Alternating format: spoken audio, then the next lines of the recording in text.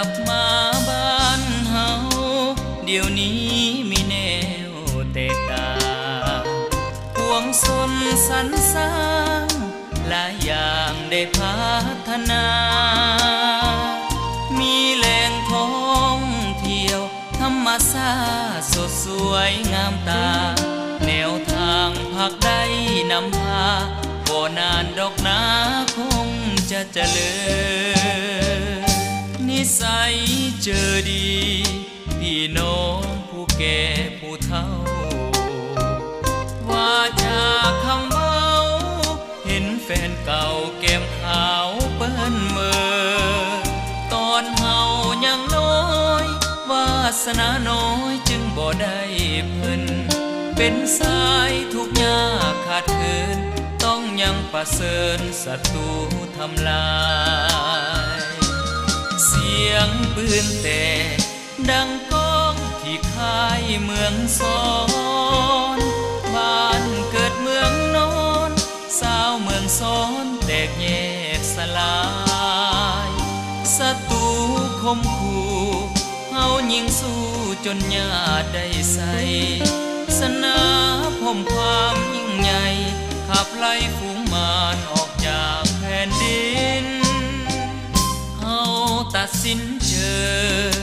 ไปเป็นกำลังผู้สร้างหลายคนองอาจหักษาจนสุดชีวิตก็ผู้สู้คืนบ่เฮ่อพวงสนสูญสิ้นสาวเมืองหักพื้นแผ่นดินเหมือนหมากหัวเจอของสาวเมืองสอนสาวเมืองหักพื้นแผ่นดินเหมือนหมากหัวเจอของสาวเมืองสอน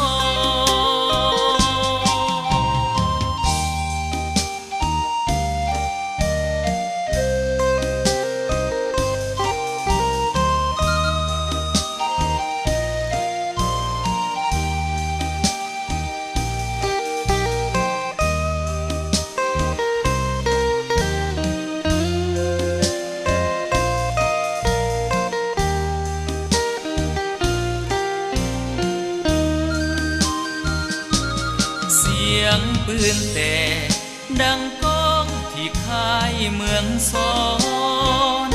บ้านเกิดเมืองนอนสาวเมืองสอนแตกแยกสลายศัตรูคมคู่เฮายิงสู้จนญาติได้ใส่สนาพมความยิ่งใหญ่ขับไล่ฝูงมารออกจากแผ่นดินตัดสินเจอไปเป็นกำลังผู้สร้างหลายคนองอาจหักษา